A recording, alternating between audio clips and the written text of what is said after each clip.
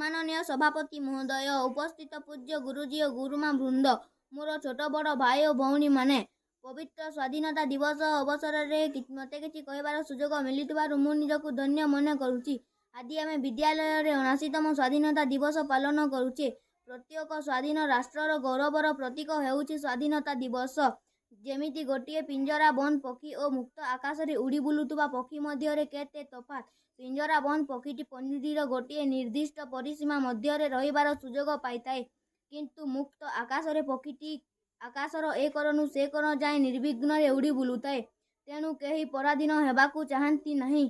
तुमे निजे अनुभव करि पारुथुब जेल मध्य रे बंद होई रहिथिबा कायदी और तुम भितर केते तफात। पिंजराबंद पशु पक्षी अवस्था जहाँ जेल रे दंड भोगुथुबा कायदीर अवस्था सेया।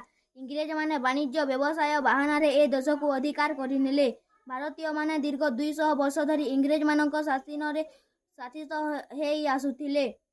सेमाने पराधीनरु मुकुलिबा पाई व्याकुल हे उठुथिले। शेषरे महात्मा गांधी नेतृत्व रे 1921 मसीह रे असहयोग आंदोलन हेला। देशर अगणित नरनारी एथिरे झांस देले। इंग्रेज माने रक्तमुखा होई पड़िले।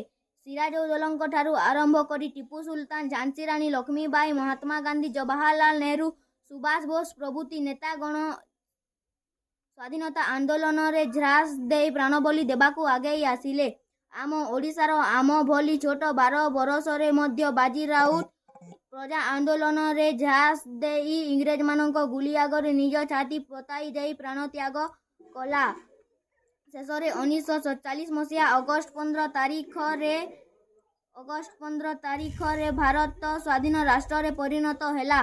केतेक कुचक्री गोष्ठी चक्रांत फल भारत 2 भाग होई आउ गोटे स्वाधीन राष्ट्र पाकिस्तान गढ़ी उठिला। भारतर पार्लियामेंट रे तिरंगा पताका फरफर होई उड़िला। जेउ देशसेवी माने देशर स्वाधीनता पाई प्राणबली देई जाइछंती, आसंतु एही पवित्र दिन रे आमे तांकु स्मरण करिबा और तांको पंथा अनुसरण करिबा। स्वाधीन संग्रामी मानकर स्वाधीनता त्याग और आदर्शर आम कहानी आज आमे स्मरण करिबा।